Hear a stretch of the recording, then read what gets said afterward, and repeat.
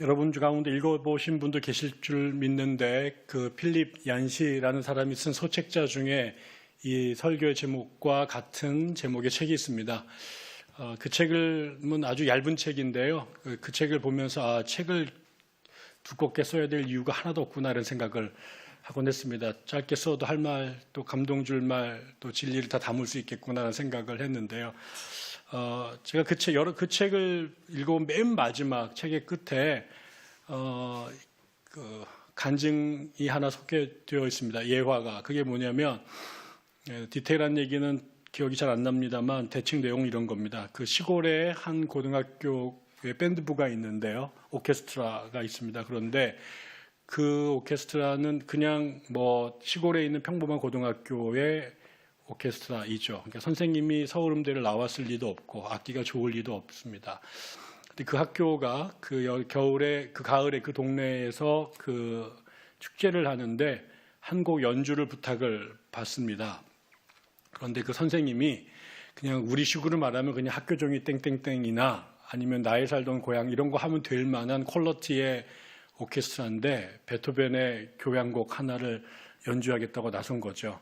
죽으라고 열심히 연습을 해서 그 공연 당일이 됐는데 어떻게 됐을까요?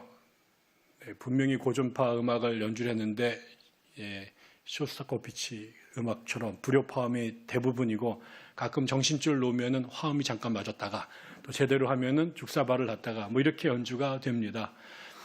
연주가 끝났는데 마을 사람들이 끝났는지 곡이 끝났는지 안 났는지도 헷갈리고 박수를 쳐야 될지 안 될지도 모르는 상황이 된 거죠.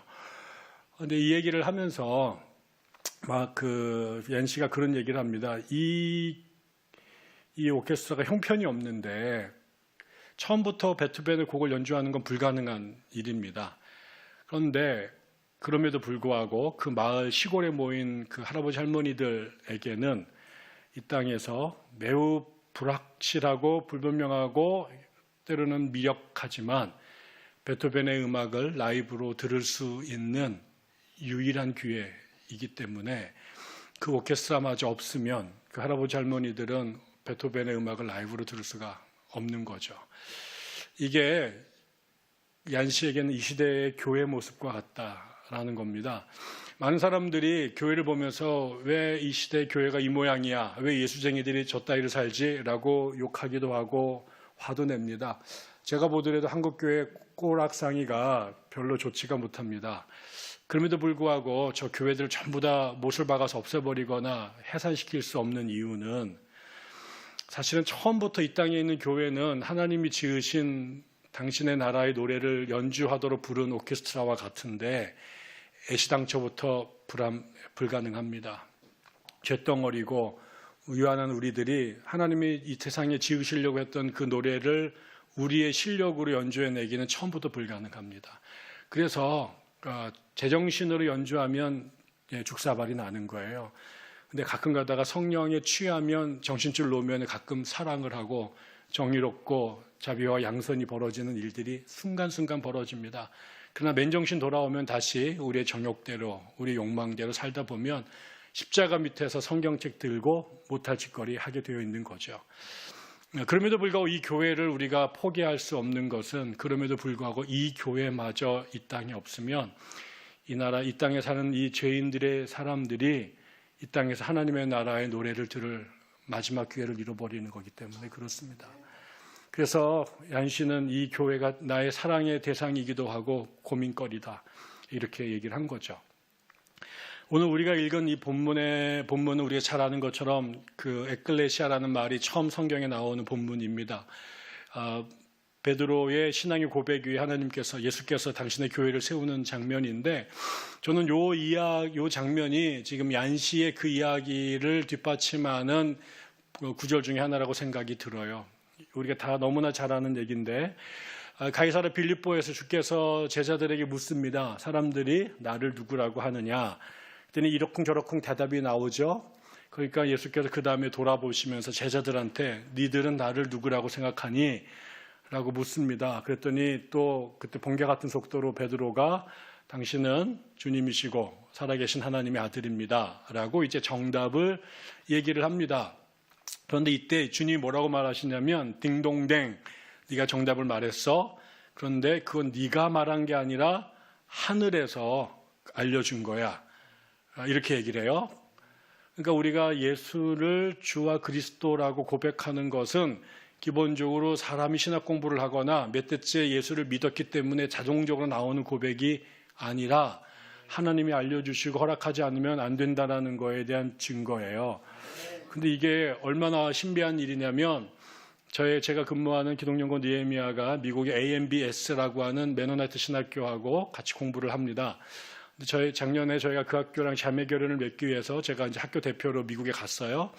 근데 거기에는 그 총장님하고 제가 며칠 동안 교제를 했는데 우리는 한국에 예수 많이 믿어봤자 140년 믿었잖아요. 한 3, 4대 믿으면 엄청 믿은 걸로 이제 어깨에 힘 팍 주고 사는데 그 동네는요, 기본적으로 500년 믿은 집안들이에요. 16세기부터 믿었어요. 그런 집안이에요. 근데 그 16세기부터 믿은 집안의 아버지가 총장이고 목사예요. 근데 그분에게 아들이 둘인가 셋이 있는데 나머지는 잘 믿는데 둘째 녀석이 예수를 안 믿어요. 그러니까 이게 집안에 놀라운 일이죠. 근데 이놈이 밖에 나가서 어떤 자매랑 같이 홀딱 결혼을 했어요. 시청에 가가지고. 근데 지가 생각해봐도 이게 너무 허접한 결혼을 해서 이 값이 떨어지니까 아버지께 찾아와가지고 아버지 제가 교회에서 한 번 더 결혼하면 좋을 것 같아요. 근데 아빠가 주례를 해주시면 좋겠습니다. 그래서 아버지가 너무 기쁜 거예요. 교회를 안 나오던 놈이 아버지한테 주례를 서달래니까. 근데 그 아이가 아버지 단서가 있습니다. 아버지가 주례사 하시는 동안에 하나님, God이라고 하는 말을 언급하는 거 it's okay. 그러나 you should not say Jesus is God. 예수가 하나님이시다는 말은 하면 안 됩니다. 그건 제가 못 받아들입니다. 이렇게 얘기를 했다는 거예요. 그 아버지가 너무 큰 충격을 받아서 아니 그냥 좋은 날이니까 그냥 기분 좋게라도 그냥 구라라도 해줄 수 있잖아요. 근데 그 아이가 목구멍에 그게 탁 걸려서 죽어도 안 되는 거예요. 예수는 자기 생각엔 하나님이 아니에요. 그러니까 그 예수를 하나님이라고 고백하는 거, 공적으로 고백하는 거, 목사 입이든 그건 안 된다라는 거예요. 그때 알았죠. 이게 장난으로라도 농담으로라도 넌 크리스찬들이, 넌 빌리버들이 Jesus is my savior, Jesus is God 이라고 하는 것은 안 되는 거구나. 안 되는 거구나. 그거는 하나님이 주시는 성령의 은사로만 가능한 거구나 라는 거죠. 그러니까 그러면서 첫 번째, 네가 그 고백을 한 거는 하나님께서 허락하신 일이다. 하나님의 은혜다라고 얘기를 해요. 그 다음에 두 번째, 너의 이름을 바꾸겠다. 시몬 바요나였는데 내가 너를 베드로라고 말하겠다. 페트로스, 반석이라는 얘기잖아요. 그래서 내가 너 위에 교회를 세우겠다 이렇게 말합니다. 하나님, 예수께서. 그러니까 첫 번째, 네가 그런 고백을 한 것은 성령께서 하시는 일이야. 두 번째, 그 고백 위에 내가 하나님의 교회를 세울 거야. 그러면서 마지막에 세 번째, 내가 너에게 천국의 열쇠를 줄 텐데 땅에서 풀면 하늘이 열리고 하늘에서 여기서 닫으면 하늘에서 닫혀 라고 하는 것을 베드로에게 줍니다. 그러니까 이게 교회가 세워지는 전 세 가지의 근본적인 열쇠라고 보는 거죠. 교회가 교회되어지려면 세 가지가 필요한데 첫째, 성령의 역사를 우리가 예수를 주로 고백해야 돼요. 그게 교회의 근본이에요. 돈과 사람과 건물과 그 다음에 뭐 이런 것으로 교회가 만들어지는 것 같지만 교회의 가장 중요한 것은 우리가 여기 모인 예수쟁이들이 예수님을 우리의 주님이라고 고백하는 것. 그게 교회가 세워지는 첫 번째고 그게 또 목적이기도 한 거죠. 두 번째, 그 사람들에게 바로 그 믿음의 고백 위에 교회가 세워지는 거다. 근데 그 교회에 세워질 때 거기에 하나님께서 은혜를 주셨는데 그 교회는 왜 중요하냐면 그 고백이 아까처럼 하나님의 영이 오셔서 그 고백을 하는 거잖아요. 이거는 하나는 우리의 고백이고 그 고백을 가능하게 하는 건 성령의 역사고 그래서 그 하늘과 땅이 만나는 자리인데 그 자리가 얼마나 신명하냐면 여기서 하늘을 움직일 수 있다는 거죠. 내가 여기서 닫으면 하늘도 달리고 내가 열면 하늘도 열린다는 거죠. 그러니까 결국 교회는 종교학적 용어로 옴팔로스라고 말하는데 우주의 배꼽이에요. 하늘과 땅이 연결되는 것. 세상에 수많은 공간과 조직들이 있지만 교회의 중요성은 모든 것에서 하나님이 공존하시지만 교회는 특별히 하늘과 땅이 맞닿아서 이 땅에서 하늘을 경험할 수 있는 세상인 거죠. 버림받고 세속화된 세상이지만 여기에서도 하늘과 전기가 통하고 그 다음에 메시지가 통해서 마치 베델에서 야곱의 사닥다리가 하늘과 땅을 연결했던 것처럼 이 땅에서 하늘을 경험할 수 있는 대단히 예외적인 조직이고 공간이고 공동체라는 거예요. 이게 교회예요. 이거를 베드로에게 주셨어요. 이게 이제 교회의 본질이고 교회 갖고 있는 특권이죠. 그런데 그 이야기를 하자마자 동시에 무슨 일이 벌어지냐면 예수께서 내가 어떤 고난을 당할 것인지에 대한 예언을 하시죠. 내가 고난당하다 십자가에 달려 죽을 거다. 그런데 그 얘기를 듣자마자 베드로가 번개 같은 속도로 아까 예수님이 누구신지를 말했던 그 속도로 이번에는 주님 그렇게 하시면 안 됩니다 라고 막아요. 그랬더니 아까 바요나 시모나 내가 너를 베드로라고 말하고 천국의 열쇠를 주겠다 하신 주님께서 베드로를 향하여 사탄아 이렇게 말합니다. 내 뒤로 물러서라. 네가 하나님의 일을 생각하지 않고 사람의 일을 생각한다. 흥미롭죠? 방금 천국의 열쇠 받았어요. 베드로라는 그 영세명을 받았어요. 그 위에 교회가 세워졌어요. 그런데 이 교회가 5분도 안 가서 사탄의 자식으로 바뀌어요. 그리고 그 이유가 네가 사람의 일을 생각한다. 하나님의 일을 생각하지 않고. 그러니까 그러면서 자기를 부인하고 십자가를 지고 나를 따라야 된다는 말씀을 주시죠. 그러니까 교회가 뭐예요? 성령으로 예수가 누군지를 발견하고 천국의 열쇠를 받은 공동체인데 그 공동체가 다른 사람들이 아니라 바로 그 교회가 바로 그 다음 순간에 하나님의 일 대신 사람의 일을 생각할 수 있는 곳이고 그래서 하나님으로부터 베드로라고 하는 그다음에 에클레시아라고 하는 이름을 들었던 공동체가 마귀 새끼 사탄이라는 소리를 들을 수 있는 공동체로 돌변할 수 있다라는 거예요. 그러니까 여기가 하나님의 나라가 아니에요. 그 증거가 바로 그렇죠. 하나님의 나라는 퍼머넌틀리, 영구적으로 그렇게 가야 되는데 이 땅에 있는 하나님의 교회는 하나님의 영광을 경험하고 하나님의 임재를 경험하고 하늘을 움직이는 능력을 받았음에도 불구하고 바로 5분도 안 돼서 하나님 대신 사람의 생각을 밀어붙이고 그래서 하나님으로부터 마귀 새끼 사탄 소리를 듣게 되고 꾸중을 듣는 존재가 될 수 있다라는 거죠. 그게 우리의 고민이에요. 늘 하나님에게 성령 충만하고 예수를 주로 고백하고 세상과 하늘을 연결시켜주는 우주의 중매쟁이 역할을 할 수 있는 특권을 가졌음에도 불구하고 늘 그렇게 살면 좋은데 그러지 못하고 똑같은 그 존재가 바로 1, 2분 뒤에는 예수에게 책망을 듣고 저주를 받고 그다음에 욕을 먹고 부끄러움의 대상이 되는 것으로 바뀐다라는 거죠. 우리는 이 두 극 사이에서 진자 운동을 하면서 살고 있는 불안한 존재라는 겁니다. 그럼 이렇게 살겠나 우리가? 이런 곳에 여러분 지금 목회를 하시고 교회를 다니시고 하시잖아요. 우리가 그 사이에서 늘 천당과 지옥을 경험하잖아요.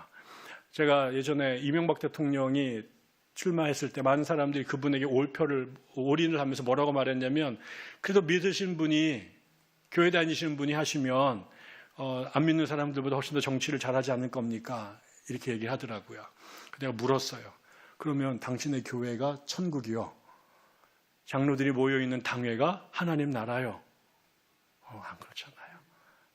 목사님들, 장로님들이 전부 다 천사시고 여러분들이 목회하는 교회가 늘 사랑과 평화가 가득한 하나님의 나라이든가요. 저도 목회를 18년째 하고 있는데 제가 당할 모든 수치를 군대 다음으로 당한 게 교회예요. 저로 하여금 저는 매우 순한 사람인데 제 입에서 가장 많은 쌍욕을 하게 됐던 것도 군대 다음으로 교회였고요. 누군가를 가장 미워했던 것도 저의 소령이었던 제 위에 작전장교 다음으로 우리 교인들이에요. 동시에 제가 그 18년 동안 그러면서 계속 목회를 해왔던 이유는 맨날 마귀만 있는 게 아니라 거기에 천사도 있어요. 아니 계속 마귀지. 그럼 내가 그만뒀을 텐데 가끔 이 인간들이 마귀였다가 천사가 됐다가 막 이러면서 저를 계속 헷갈리게 만드는 거죠. 나가려면 붙잡고 붙잡히다가 또 나가고 싶은 생각이 들고 이러다가 한 게 지금 18년째 오게 된 겁니다.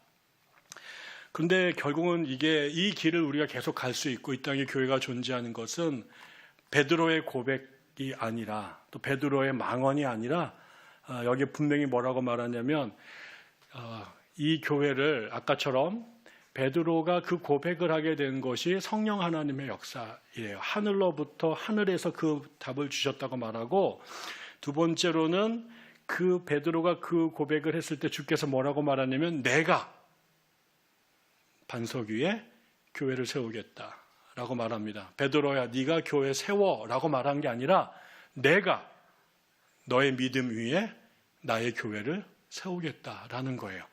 그 교회가 여러분이나 제가 세우는 거였다면 벌써 끝났죠.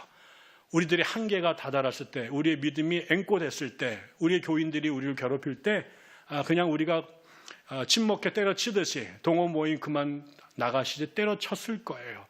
근데 이 땅의 교회가 인간이 끊임없이 천사와 마귀 새끼 사이를 왔다 갔다 하고 하나님께 기쁨이 됐다가 하나님을 실망시킴에도 불구하고 2000년 동안 이 땅의 교회가 존재했던 것은 우리들의 탁월한 능력이 아니라 우리의 뛰어난 믿음이 아니라 우리의 믿음은 늘 이렇게 진자 운동을 하면서 흔들리는 존재인데, 문제는 내가 너의 위에 교회를 세우겠다라고 하는 주님의 결단이기 때문에 그렇습니다. 그래서 베드로 같은 사람 위에도 교회가 세워지는 것이고 저 같은 사람 위에도 교회가 세워지는 것이고 한국교회처럼 엉망진창인 것 같음에도 불구하고 안 망하고 가는 것은 주님의 의지와 결단이다라는 거예요.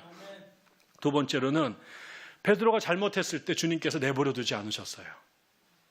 제가 목회할 때 제일 힘든 게 뭐겠까요? 저는 김성년 목사님처럼 믿음의 신앙의 또 목회 선배님들 때 늘 궁금하고 싶은데 어떻게 정년을 하셨지?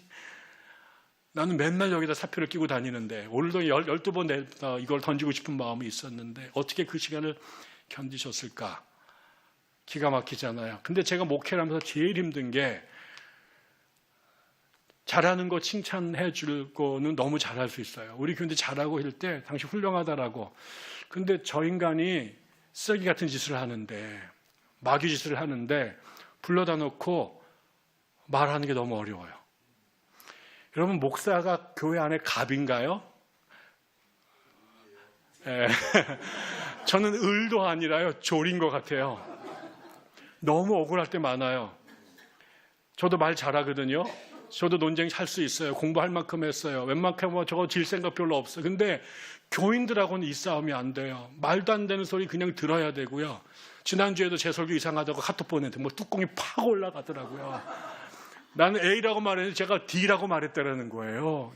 이 바보들을 데리고, 이 문외한인들을 데리고, 이 문외력 떨어지는 사람들 데리고, 근데 그거를 너 잘못했어, 내가 잘났어란 말을 할 수가 없어요. 한번 어느 교인이 와가지고 저한테 아주 저랑 관계가 좋을 때, 목사님 저희를 많이 혼내주세요. 저희들 잘 들을게요. 근데 정말 잘못했는데 말을 내니까 교회 나가버리더라고요. 마르틴 루터가 하나님이 우리에게 내리는 가장 심각한 징벌은 뭘까? 그건 불러치는 게 아니라 내버려 두는 거래요. 내버려 두는 거래요. 만약에 하나님께서 베드로가 잘못했을 때 내버려 두셨으면 어떻게 했을까요? 그런데 안 그러셨어요. 베드로가 잘못하자 바로 불러다가 이 마귀 새끼야 이렇게 불렀습니다.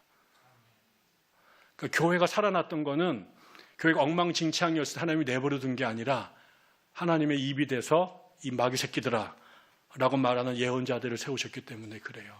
개혁자들을 세우셨기 때문에 그래요. 고통스럽죠. 듣는 거 쪽팔리고 화나고 민망하고 칭찬만 듣고 싶은데, 근데 저처럼 사꾼 목사는 성도들이 잘못해도 그냥 내버려 둡니다. 관계 나빠질까 봐, 나갈까 봐.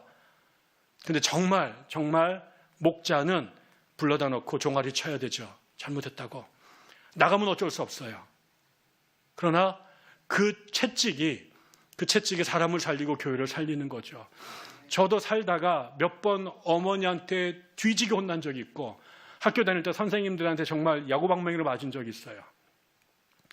너무너무 억울하고 분하고 정말 돈 있으면 사람 불러다가 스나이퍼에게 한 방 날리가 이럴 생각이 들 때가 있었는데, 지나고 나니까 제가 사람 됐던 게 그날 맞은 거였어요. 제가 한번 어릴 때 도둑질한 적이 있었거든요.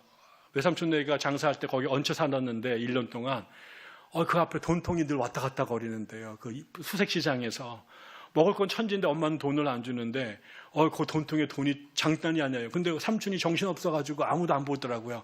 제가 기도하다가 어느 날 이렇게 잡고 가가지고 진탕 썼어요. 떡볶이 먹고 굿을 사고 딱지 사고. 근데 아무리 돈을 써도 돈이 안 없어지는 거예요. 그리고 그날 밤에 걸렸죠. 삼촌이 계산한 돈이 안 맞고 그다음 모든 눈이 이렇게 저한테 왔고 제가 뒤져 그랬더니 여기서 돈이 이렇게 나왔고 그거 어머니가 너무 쪽팔려가지고 모든 사람 보는 앞에서 모래 그게 수색시장에서 정말 지팡이로 그다음에 쓰레기 이렇게 빗자루로 뒤지게 맞았어요. 그리고 나서 저는 도둑질 안 하게 됐어요. 그날 우리 어머니가 그냥 넘어가셨으면 저는 계속 건드렸을 거예요. 베드로를 하나님께서 무섭게 야 이 자식 정도가 아니라 사탄이라고 마귀라고 정말 간담 서늘하도록 혼내셨습니다. 그래서 그가 살아난 거죠. 마지막으로 저에게 놀라웠던 것은 그날 이 말씀 맨 마지막에 뭐라고 말하냐면 내가 다시 올 때 하늘의 권세자들과 군대와 같이 올 때 이들 중에 나를 만날 자들이 있을 거다 이렇게 얘기를 합니다. 우리가 보통 이 이야기는 종말론을 이야기를 할 때 말세 주께서 재림하실 때 우리들 중에 살아서 볼 자가 있을 거라고 생각을 한 거잖아요. 그리고 근데 물론 주님께서 안 오셨습니다. 저는 성경에 나오는 가장 심각한 구라가 바로 예수님의 이 구라다고. 금방 온다고 해놓고 안 왔고 살아있는 자 중에 온다고 생각했는데 우리 성결교회가 중생선결신의 재림인데 그 재림을 지금 2000년째 기다리고 있는데 안 오시고 있잖아요. 저는 그게 되게 실망스러웠어요. 근데 그게 아니라 저는 이렇게 봤습니다. 하나님의 성령을 받고 예수를 만났고 그분의 약속 이후에 교회를 세운 사람들이고 천국의 열쇠를 받았음에도 불구하고 내가 갖고 있는 욕망과 상황에 따라서 언제든지 예수의 말 대신 내 생각을 붙잡고 가는 게 우리고 그래서 하나님의 뜻보다 내 뜻대로 움직였다가 하나님의 교회를 엉망으로 만드는 게 우리들인데 근데 우리가 그런 교회를 계속 끌고 나가야 되는데 그러면 맨날 우리의 삶은 엉망진창이고 실패고 낙오인데 이 교회가 계속 앞으로 갈 수 있었던 거는 아까처럼 주님께서 약속하셨고 그 다음에 혼내셨을 뿐만 아니라 내가 너희들 다시 만나러 왔을 때 이들 가운데 나를 볼 자가 있다라고 말하는 것은 이 불안하고 연약함에도 불구하고 이 하나님의 약속과 하나님의 의지 속에 그분의 손을 붙잡고 그 길을 끝까지 걸어가나 살아남은 자들이 있을 거라는 거잖아요. 다시 말하면 you can do it. 연약해. 날마다 넘어져. 그래서 너희는 아무런 가능성이 없는 존재가 아니라 내가 다시 올 때 떨어져 나가지 않고 그 길을 끝까지 지키고 그 길을 완주한 사람들이 니들 가운데 있을 거다라고 하는 하나님의 예언이잖아요. 그러니까 우리 안에 그 포텐이 있는 거예요.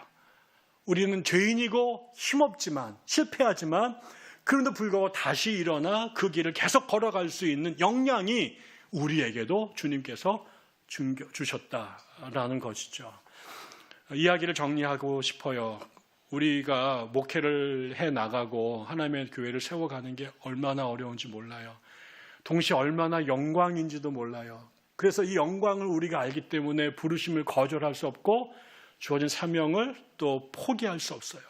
그런데 우리 안에 우리가 알아요. 우리가 얼마나 부족한 사람인지, 우리가 얼마나 하나님의 영광보다 나의 영광을 드러내기를 원하고 하나님의 이름을 빙자해서 하나님 망신 드리는 일을 우리가 하는지요. 그럼에도 불구하고 이 흔들림 속에서 우리는 계속 갈 수 있어요. 왜? 주님께서 약속하셨으니까. 왜? 주님께서 우리를 때때로 종아리를 치시면서 우리를 깨워 주실 것이니까. 그리고 왜? 우리 안에 주님이 주신 은혜와 능력이 우리 안에 있기 때문에. 그래서 하나님의 은혜가, 그 다음에 하나님의 역사가, 그리고 우리 안에 주신 하나님의 역량이 같이 이게 삼위일체가 돼서 그 위기 속에 맨날 흔들리고 넘어지지만 우리에게 약속하신 그날까지 우리가 그 길을 갈 수 있을 겁니다. 우리가 그 길에 함께 동행해서 주님 다시 오는 그 자리에 우리 가운데 하나도 낙오되지 아니하고 그분을 다시 만날 수 있게 되기를 주의 이름으로 축원합니다. 기도하겠습니다. 하나님의 은혜에 감사드립니다. 아무것도 아닌 저희들인데 주님이 일방적으로 찍어 부르셔 훈련시키셔서 당신의 막중한 사명을 맡기셨습니다. 어떻게 감당할 수 있을까요? 아무리 생각해도 불가능하고 말이 안 됩니다. 그런데 당신이 부르셨고, 당신이 일하시고, 당신이 약속하셨고, 또 당신이 확신하셨으니 우리가 그 길에 흔들리며 떨며 끝까지 갈 수 있을 줄 믿습니다. 주님, 우리를 내버려 두지 마시고 외면하지 마시고 우리가 잘못할 때마다 득달같이 오셔서 꾸짖으시고 다시 정신 바짝 차려 당신이 먼저 가신 그 길을 우리도 당당히 우리 모양의 십자가를 지고 그 길을 따라갈 수 있도록 도와주십시오. 그래서 우리가 모인 자리에서 드린 기도가 이 땅과 하늘을 연결하고 이 세속의 한복판에서 하나님 나라를 경험하고 증거하고 실현하는 하나님의 교회, 하나님의 반석 될 수 있도록 저희들 모두 위에 축복하여 주옵소서. 이 모임을 허락하셨으니 이끌어가는 주의 종과 함께 가는 모든 신앙의 벗들에게 축복하셔서 그 일 능히 감당해낼 수 있도록 하나님 함께하여 주옵소서. 예수님 이름으로 감사하며 기도드립니다. 아멘.